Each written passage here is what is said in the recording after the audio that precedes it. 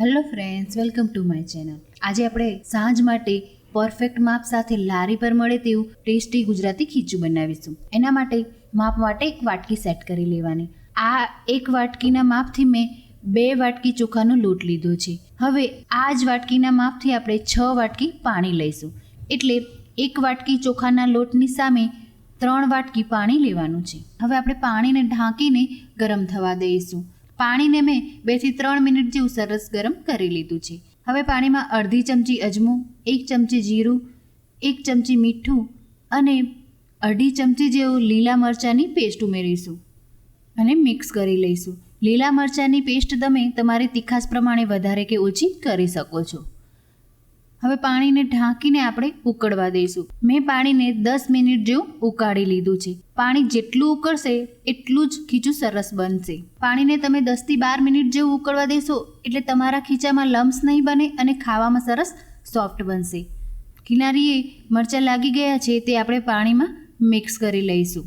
હવે પાણીમાં અડધી ચમચીથી થોડો ઓછો પાપડ ખાર ઉમેરીશું. પાપડ ખારની જગ્યાએ તમે ખાવાનો સોડા પણ ઉમેરી શકો છો. પાપડ ખાર કે ખાવાના સોડાને તમારે લોટ ઉમેરતા પહેલાં જ ઉમેરવાનો રહેશે. હવે ગેસની ફ્લેમ સ્લો કરીને 2 વાટકી ચોખાનો લોટ ઉમેરીશું.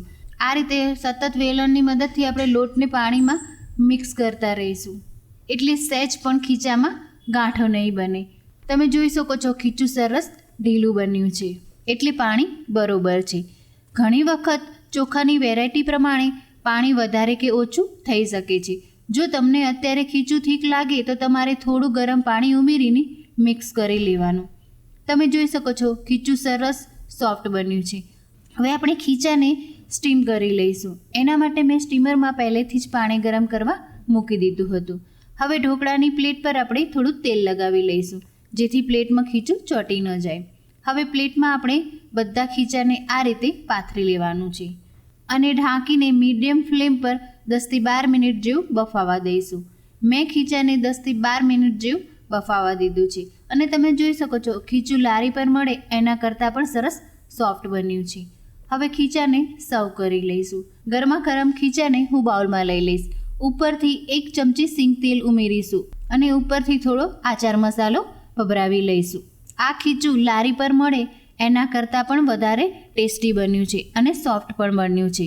તો તમે પણ આ રીતે પરફેક્ટ માપ સાથે ખીચું બનાવો અને મને કોમેન્ટ કરીને જણાવો અને મારી ચેનલને લાઇક, શેર અને સબસ્ક્રાઈબ કરી દેજો. Thank you.